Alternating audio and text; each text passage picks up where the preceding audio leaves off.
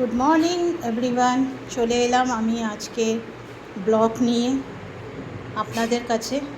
আজকে সোমবার, আমার ভেজ। খুবই গরম পড়েছে আর শরীরটাও ভালো নেই, একটু জ্বর জ্বর আসছে, তাই বেশি কিছু রান্নাবান্না করিনি। সকালবেলা হাজব্যান্ডকে ডিম আলুর তরকারি, ভাত আর কটা বড়া ভেজে দিয়ে দিয়েছি, চলে গেছে। আর আমি আমার জন্য এখানে যা যা করেছি আপনাদেরকে শেয়ার করছি। তো ব্রেকফাস্ট থেকে আরম্ভ করছি। আমি আজকে আমার ব্রেকফাস্টে ওটস খিচড়ি নিয়েছি। Oats khichuri healthy and tasty, তার সাথে একটু ভেজিটেবলও দিয়েছি আর টোটালি ভেজ। এতে না এগ দিয়েছি না কিছু, জাস্ট ভেজিটেবল দিয়ে ডাল দিয়ে ওটস খিচড়ি।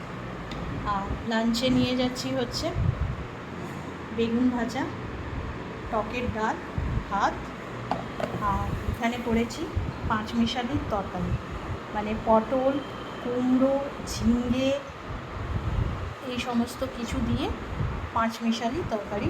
আরও কিছু কিছু সবজি ছিল, যেরকম পেঁপে, গাজর, এই সমস্ত দিয়ে পাঁচমিশালি তরকারি করেছি। নিরামিষের মধ্যে শুধু পাঁচফোড়ন দিয়েছি আর তোমার কী বলে আদা বাটা, কাঁচা লঙ্কা বাটা। তা এই হচ্ছে রান্না। আর রাতে এসে খাবো হচ্ছে ভাত আছে, ডাল রয়েছে, আর এখানে পাকা আম কাটা আছে। আর তার সাথে আমি আজকে নিয়ে যাব ফ্রুটসের মধ্যে আপেল আর নাশপাতি আছে। তো এই হচ্ছে আমার আজকে সারাদিনের মেনু।